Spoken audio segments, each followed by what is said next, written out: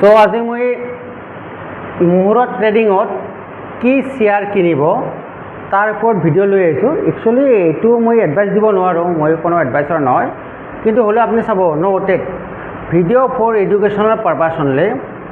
Here is no any recommendation for buy and sell any share.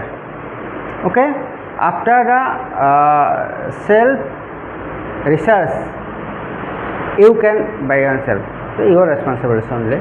so হলে তো ক'ব লাগিব না মই কি কৰিম। আমাৰ মুহূৰ্ত ট্ৰেডিঙৰ যিটো মই ভিডিঅ' দিছোঁ তো মুহূৰ্ত কি বস্তু আপুনি মই অলৰেডি কৈ দিছোঁ কি মুহূৰ্ত, গতিকে মুহূৰ্তটো আমি কিবা কিনিব লাগিব না, ভাল দিনতো কিবা এটা যিহেতু আমি শ্বেয়াৰ মাৰ্কেটত আমি ইনভেষ্ট কৰিম কিবা এটা কৰিব লাগিব। কিন্তু আপুনি মই যে কৈছিলোঁ জিৰ' ডেট কোম্পানীত ইনভেষ্ট কৰিব লাগে, কি ক'ত কৈছিলোঁ জিৰ' ডেট ইনভেষ্ট কৰিব যে লাগে, মই এইটো কৈছিলোঁ জিৰ' ডেট এতিয়া কোন কোন কোম্পানী আহক এইটো আপোনাক অলৰেডি কৈ দিছোঁ দেই, কিন্তু মই এইটো কোৱা নাই যে আপুনি কিনিব, মই কিনিম। ক'ত কিনিম কওক, কালি মই কিনিম, মই অলপ হেভি ট্ৰেড কৰিম। ক'ত কৰিম অলৰেডি কৰিছোঁৱেই, তথাপিও কৰিম।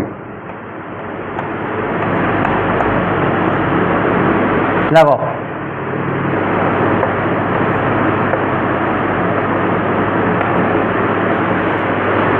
মই জানো যে আমাৰ যিখিনি এক্সপিৰিয়েঞ্চ মানে মোৰ এক্সপিৰিয়েঞ্চ তাৰ পৰা কৈ আছোঁ যে এই টাইমত যিখিনি আমাৰ কোৱাৰ্টাৰ ৰিজাল্ট দিয়ে স্পেচিয়েলি বেংক ছেক্টৰত আৰু আপোনাৰ ইফালে ৰিলায়েন্সত এই টাইমত সদায় পজিটিভ থাকে।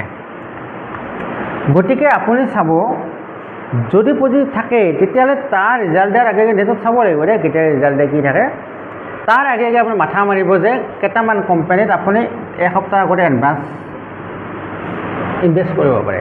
তাত মিনিমাম আপোনাৰ ধৰক 5 to 12% আপোনাৰ গ্ৰ' পায়।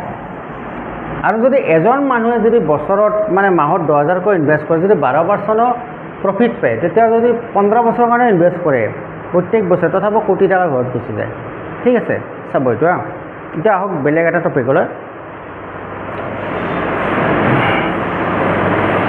মই কিন্তু ভিডিঅ'ত নকওঁ দেই ছাবস্ক্ৰাইব কৰক বেল আইকন দবাওক, এইবিলাক মই নাজানো। আৰু মই কৈছোঁ যে যদি ভাল পাই এনেও চাব বছ, ইমানে কাহিনী।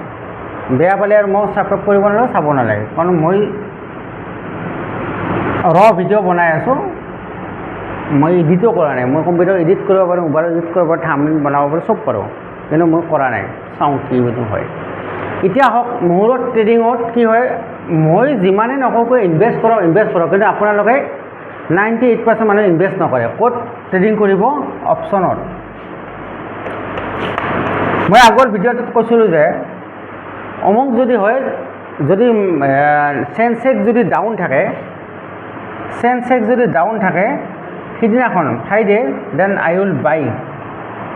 মই কৈছিলোঁ না কাহিনী সেইটোৱে হৈছে। ঠিক আছে, অহাকালি যদি গেপ আপটো হ'বই, অহাকালি হ'বই, যদি গেপ আপ হয় তেতিয়া আপুনি কেতিয়া এণ্ট্ৰি দিব? সেইকাৰণে কৈছোঁ আপুনি এণ্ট্ৰি নিদিবই। মুহূৰ্ত ট্ৰেডিঙৰ কাৰণে যদি বাই কৰাৰ বহুত ইচ্ছা তেতিয়াহ'লে আপুনি আফটাৰ 3:22 PM বছ 29 PM ইমানৰ ভিতৰত বাই কৰিব পাৰে। ঠিক আছে, মোক চাই থাকিব এনেকৈ ভিডিঅ'। আজি মই বহুত কম সময়ত বনাইছোঁ, কাৰণ কি অলৰেডি ভিডিঅ'টো বনাইছিলোঁ। মই নেক্সট ৰেগুলাৰ ভিডিঅ' মই বনাবলৈ সময় নাথাকে, মই আগতে কৈছোঁ। গতিকে মই যেতিয়া আপোনালোকে চাব এনেকুৱা যাতে ভিডিঅ'টো মিলে, ছাবস্ক্ৰাইব কৰিলে পায় বোধহয় ৰেগুলাৰ, আৰু বা বেল আইকন দবালে পায়। যি নহওক মই ৰেগুলাৰ ভিডিঅ' নাপাওঁ, যেতিয়া মই দৰকাৰ হয় তেতিয়া বনাওঁ। গতিকে মোৰ চেনেলটোৰ লগত আপুনি লাগি থাকিব, আপুনি বহুত গুৰুত্বপূৰ্ণ ভিডিঅ' পাব।